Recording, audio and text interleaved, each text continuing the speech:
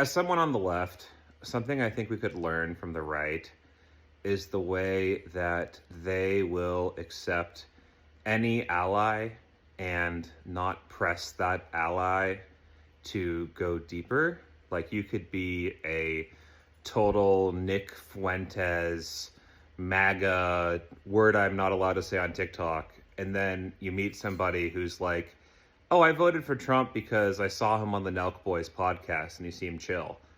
And then they're like, great. And that's it. That's the end of the conversation, right?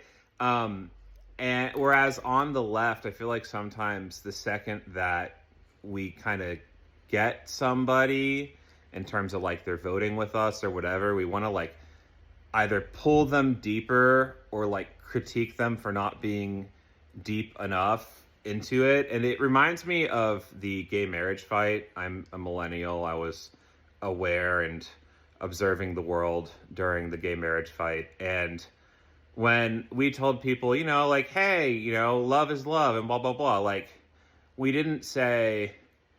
And also, if you really think about it and you analyze the intractable heteronormativity of marriage, there is sort of an innate oppressiveness of restricting people to monogamous relationships, and we really should socially accept polyamory. And it's like, yeah, maybe, but like, do we need to say that? And to be clear, as an in-group conversation, that totally makes sense to me. But if we are trying to get someone off the fence and we have the political goal of getting them to vote with us or getting them to be comfortable with our candidate, do we need to have that conversation with them? You know what I mean? It's like, oh, thanks for hopping off the fence. Here is your introductory reading assignment of 700 pages of Judith Butler. Like, does that make sense as a strategy? I don't think that makes sense as a strategy. And that's why, like, in my real life, when I have real life conversations with people and they bring up politics, I just try to meet them where they're at. You know what I mean? Like, I don't try to pull them fully down the rabbit hole.